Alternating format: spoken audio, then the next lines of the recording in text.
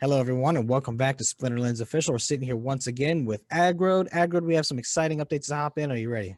I'm always ready to talk about Splinterlands. Thanks for being here. No, no problem, no problem. All right, let's dive in first, talking about locking cards, which is a new mechanism you guys have. What's the benefit of locking your cards? Tell people why they might want to consider doing it, and so on. The whole thing is a safety feature. The main thing is we want to make sure that if somehow somebody got access to your account and you didn't want them to mess around with what you own, this would at least give you some period of time where they're locked, where you would then have, I forget the exact number of days that we did, but within the locking period, you now have a number of days where you can recover your account without having lost anything. So it just gives you a little bit of right, you get to choose it. So it's between 1 and 30 days. So it's up to you, you make your decision.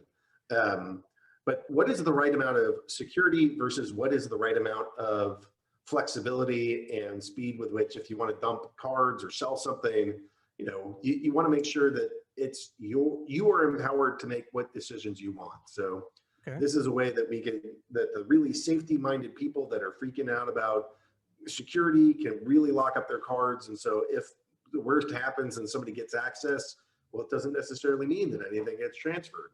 Yeah. And some people could have it be shorter than that. And by making it shorter, they can, you're not like stuck for a long period of time if you want to sell. So it makes your cards more liquid, but at least there's a little bit of a buffer in there in case you ever, somebody gets a hold of your keys.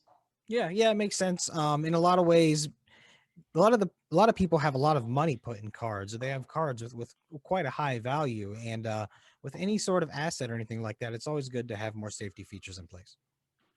Yep, we agree. That's why we're doing it. All right, now here's another small one. This is just changing how the deck ranked battle reward pool is kind of worked. Can you tell me more about what the plan is with that? Yeah, so when we started, we said, okay, DEC should appreciate over time. And so we took our dark energy crystal pool and we said there's 1 million dark energy crystals that's available per day. And we're going to go shrink that down by 1% every single month, and it will slowly get smaller. And DEC ended up not being a appreciating token. It's really much more of a stable coin. Yeah. And that has a lot to do with us accepting it at a value that is stable. So it doesn't matter what the price is on a given day, we'll just accept it as if it were, there's 1,000 dark energy crystals to $1. Mm-hmm. And by us doing that, it really just makes it's not a perfectly stable coin, but, look around, unless there's an actual dollar backing a currency, we're pretty stable. Yeah. And because we're stable and it wasn't really appreciating, we said, okay, that shrinking mechanism over time wasn't really doing its job. All that it was doing was shrinking how many rewards players were getting. We didn't want that. So this is a way to continue to allow players to earn as much as it makes sense.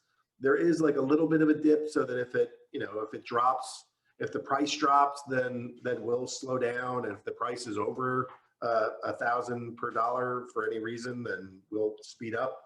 So we respond to market forces, but generally we've been around like 950 or more to the $1. So we stayed pretty close to the peg that we're looking for. So I don't know, this is like a little bit of cleanup in terms of, it didn't quite work the first way that we expected it to. It's much more of a stable coin. Hopefully in the not too distant future, we'll be talking about tokens that actually appreciate in value or that are expected to, which, again, the initial design for DEC, we thought it might, but after using it for a bit, we said, oh, that's not how this is going to work. And so we made some adjustments. Yeah, that makes sense as an update. It's, as you said, just kind of cleaning up a little bit. And yeah, I've watched the price action before, wondering because, if it would dip down very far, it would make sense for people to be incentivized to pick it up because you guys always accept it at pretty much the same rate, which has kind of like, as you said, ingeniously set it up as a stable coin because as long as people are playing the game, you can always pick up cards at the rate of 1,000, which is cool. Anyways, is there anything else you want to add into the update before we go? No, I mean, we just keep growing. We're almost up to 85,000 registered users now, and we're nearly at 60 million games played. So there's just a lot of good progress, a lot of players that are constantly in here, a lot of guilds, interacting with the new arenas and the guild brawl system. And so far, a lot of good news coming out of all of it. So there's some guild updates that should be coming in the not too distant future. The shop will go live, and gladiator cards are going to roll out. And we just had another airdrop. It's Lobstradamus, which is I just laughed when I heard that. But it's the future time seeing lobster. It's Lobstradamus. Wonderful. Wonderful. Look forward to seeing Lobster Domus in combat. Hopefully he doesn't wreck me too bad, but I look forward to seeing him. And Agro, thanks for coming on, sharing the Good to be updates. here. Thank Thanks, you Michael. for watching. Take it easy.